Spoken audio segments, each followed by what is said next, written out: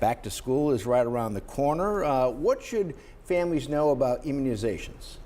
So first of all, I think it's important to recognize that Connecticut was just recognized as the most highly vaccinated state for children in the country. That's right. With the highest immunization rate for measles for children entering kindergarten.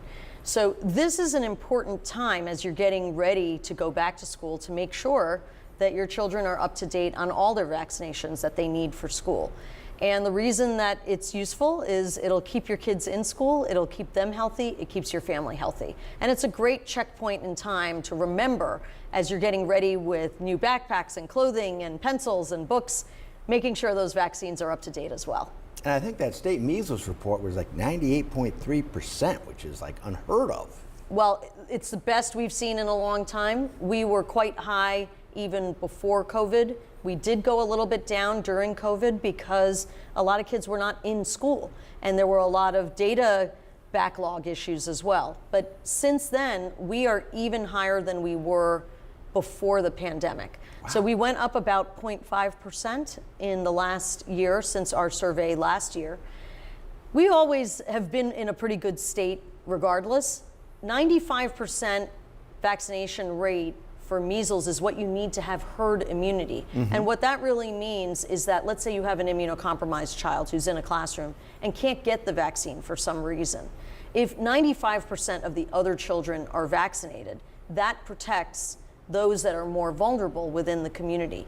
So the good news is that we've always been at that rate. These are small incremental increases, but every little bit extra is only that much better, and it makes me so proud of us as a state that we have a populace that really values vaccinations and the protection that it can afford their children. Yes, that's very good. Well, and we're in that summary time, and you have to deal with summary kinds of things like West Nile virus, which has now been detected in several Connecticut towns, including right here in Fairfield County. What do people need to know about it?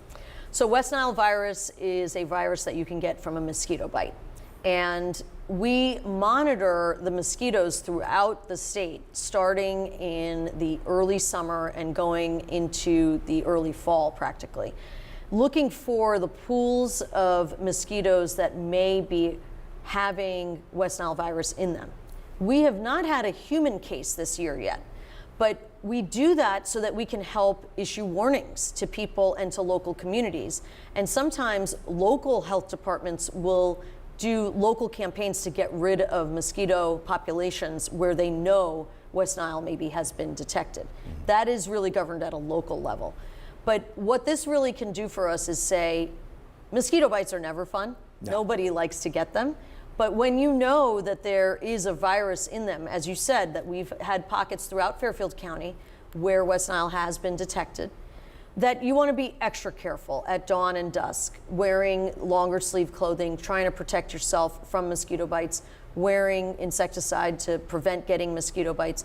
And really that can all be just preventative to try to prevent from getting this virus. And as long as we're on the subject of bugs, we did a story earlier this summer with Connecticut Dept about the longhorn tick as well. Yes. What do you want people to know about that? So that is an invasive tick species here in Connecticut. It's really a tick that we have not normally had. It is one that is really from Asia. It has come here. One of the things that is concerning about it a bit is that it can replicate on its own, meaning it doesn't need a male and a female. That's a little bit unusual. It also has the ability to have another pathogen called Ehrlichia chaffiensis. This is not something we usually see here in Connecticut.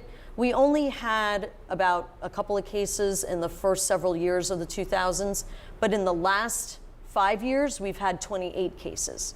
Could that be related to this new tick? We don't really know yet. That's part of what we are following. But it is another tick-borne illness like some of the others that people are familiar with, whether it be Lyme disease, babesiosis, anaplasmosis. This would be ehrlichiosis. And the challenge with that is that you can get a rash, fever, fatigue. These are very common symptoms. They're things that could be any number of things. But if you've had a tick bite, the concern is that you could have one or more of these types of bugs that could be giving you one of these infections. They're all very treatable. It's all about getting checked out and diagnosed early. And of course, prevention is only better if you can accomplish it. And what does that entail?